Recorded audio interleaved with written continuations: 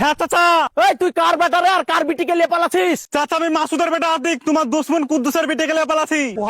তুই মাসুদের বেটা আতিক আমার দুশ্মন কুদ্দুসের বিটিকে নিয়ে পালাছিস? ওয়া ভাতিজা ওয়া, তুই তো আমার মন জয় করে নিলি রে। তুই এলাকা থেকে পালিয়ে যা, থানা পুলিশ যা হবে আমি দেখে নিব, মেম্বার প্রধান সব আমার হাতে। যাও তাড়াতাড়ি পালা। ঠিক আছে চাচা, কাকু কিছু বলো না। আরে ভাতিজা তুই নিশ্চিন্তে পালা। ইয়েস, আমার দুশ্মন কুদ্দুসের বিটি গেলে পালাছে। ওই শালা কুদ্দুস বলতো আমার বিটির থেকে নাকি ওর বিটি দেখতে সুন্দর, আবার হোস্টেলে পড়ছে, এবার জুমবে খেলা। ইয়েস। रुको जरा सबर करो। কিরে কুদ্দুস, তোর বিটির তো খুব নাম করছিলি, তোর বিটি নাকি খুব ভালো, হোস্টেলে পড়ছে, গেল তো নাঙের সাথে পালিয়ে, দিল তো তোর মান সম্মানের গান মেরে।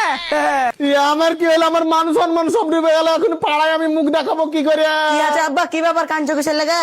কি ব্যাপারে? তুই যে বললি আমার বিটি নাঙের সাথে পালিয়ে এসেছে, এই যে আমার বিটি, তাই তো তোর বিটি তো বাড়িতেই আছে, তাহলে ওই শালা কাকে লিয়ে পালাইলো? চাচা, ও চাচা, তোমার বেটিকে মাসুদের বেটা আতিক লিয়া পালিয়ে গেছে।